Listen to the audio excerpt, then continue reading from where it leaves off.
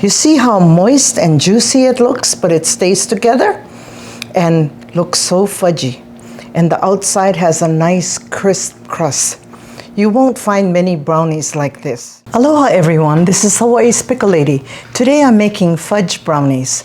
The first thing I have to do is to take 2 sticks or 1 cup and 2 tablespoons of butter and also 2 1/4 cups of sugar. I'm going to melt it on the stove until just melted. While it's melting, I'm going to spray a 9 by 13 pan and put wax paper on the bottom. Okay, now I'll give it a light spray again. Now I'm going to mix the dry ingredients together.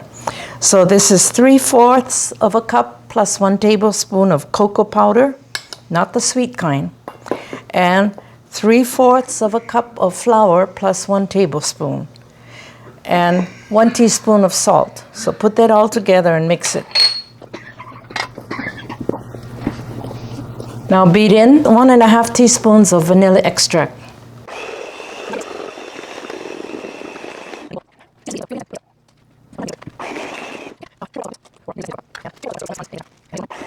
Now pour it in the prepared pan.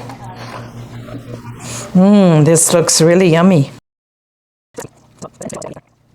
I'm putting it in a 300-degree preheated oven for about 35 minutes until it's done. The brownie's done. I'm loosening the edges. Flip it over. Oh, perfect. And peel off the wax paper. The wax paper makes it easy to turn over, otherwise it'll stick to the pan and I couldn't get it out. I have a piece of wax paper and then another tray or rack. And there you go. This recipe is very flaky. Now I'm gonna cut another row.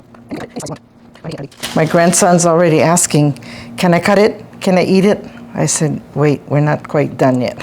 You see how moist and juicy it looks, but it stays together and looks so fudgy.